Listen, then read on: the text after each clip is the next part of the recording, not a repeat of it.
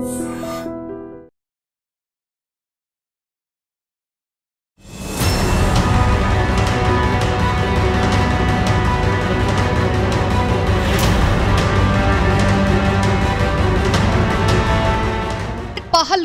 ఉగ్రవాదుల దాడిలో అనేక దారుణాలు చోటు చేసుకుంటున్నాయి. హిందువులు, ముఖ్యంగా పురుషులపై ఉగ్రవాదులు దాడి చేసి వారి ప్రాణాలు తీశారు. హనీమూన్కు వచ్చిన జంటను వదిలిపెట్టలేదు. కుమార్తె ముందే తండ్రి ప్రాణాలు తీసేశారు. వదిలేయండి అంటూ ఆర్తనాదాలు చేసినా విడిచిపెట్టలేదు. మతం పేరు అడిగి మరీ చంపేశారు. ఇలాంటి ఎన్నో హృదయ విషాదకర ఘటనలు చోటు చేసుకున్నాయి.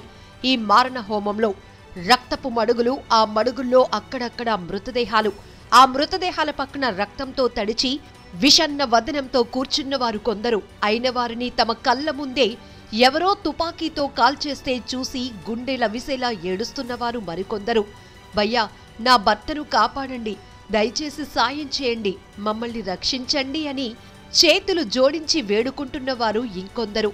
హనీమూన్కు వచ్చి భర్తను కోల్పోయి రోదిస్తున్న నవవధువు ఓవైపుంటే, తండ్రి చావును చూసి రోదిస్తున్న కుమార్తె మరోవైపు.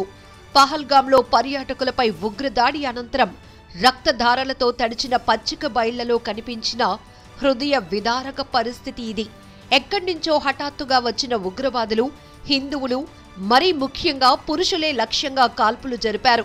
పేర్లు, మతం అడిగి ఖురాన్లోని సూక్తులు పలికించి మతాన్ని నిర్ధారించుకొని మరీ తలపై తుపాకీలు పెట్టి కాల్చి పారేశారు. ఇదంతా ఎందుకు జరిగిందో, వారు చేసిన తప్పేంటో ప్రాణాలు కోల్పోయిన వారికి తెలియదు.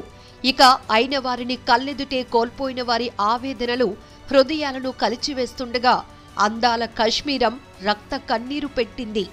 ఖురాన్లో ఏవో మాటలను సరిగ్గా పలకలేకపోయేసరికి మా నాన్న తలపై తుపాకీతో కాల్చేశారు, ఆ తర్వాత చెవి భాగంలో, వీపుపైన కాల్చేశారంటూ ఉగ్రదాడిలో తండ్రి చావును కల్లారా చూసిన పూణేకు చెందిన అస్వారి అనే యువతి కన్నీటి పర్యంతమవుతూ చెప్పిన మాటలివే.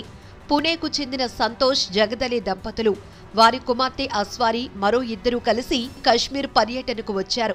కాల్పుల శబ్దం వినగానే వీరంతా సమీపంలోని ఓ గుడారంలోనికి వెళ్లి నేలపై పడుకున్నారు. కాసేపటికి ఆ గుడారం వద్దకు వచ్చిన ఉగ్రవాదులు అందరూ బయటకు రండి అంటూ బెదిరించగా వారంతా బయటకు వచ్చారు. అనంతరం ప్రధాని మోదీని దూషించిన ఉగ్రవాదులు ఖురాన్లోని కొన్ని మాటలు పలకమని అస్వారి తండ్రిని ఆదేశించారు.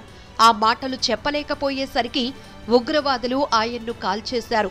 అనంతరం వారితో ఉన్న మరో వ్యక్తిని కూడా ఉగ్రవాదులు హతమార్చారు. ఉగ్రదాడి మొదలైన తర్వాత ఆ ప్రాంతంలో భయానక వాతావరణం నెలకొంది. ఘటనా స్థలిలో ఉన్న స్థానికులు, పెద్ద సంఖ్యలో పర్యాటకులు ప్రాణ భయంతో ఉరుకులు పరుగులు పెట్టారు. ఈ క్రమంలో జరిగిన తోపులాటలో పలువురు గాయాల పాలయ్యారు. అయితే ఉగ్రదాడి నుంచి త్రుటిలో తప్పించుకున్న నాగపూర్కు చెందిన దంపతులు తమకు ఎదురైన భయానక అనుభవాన్ని విలేకరులకు వెల్లడించారు. ఉగ్రదాడి మొదలవటానికి సరిగ్గా 20 నిమిషాల ముందు తాము ఘటనా స్థలి నుంచి దూరంగా వచ్చి ప్రాణాలతో బయటపడ్డామని పేర్కొన్నారు. ఇక పరిగెత్తే క్రమంలో కాలు విరిగి ఆసుపత్రి పాలైన అతని భార్య విలేకరులతో మాట్లాడుతూ, కాల్పులు జరుగుతున్నాయి, పారిపోండి అంటూ జనం కేకలు పెడుతూ పరిగెత్తారని, చిన్న పెద్ద తేడా లేకుండా ప్రాణ భయంతో అందరూ పరుగులు తీశారన్నారు. ఇలా ఎవరికి వారు పారిపోయి కొందరు ప్రాణాలు దక్కించుకున్నారు. లేదంటే ఇంకా మృతుల సంఖ్య పెరిగే అవకాశం ఉండేది.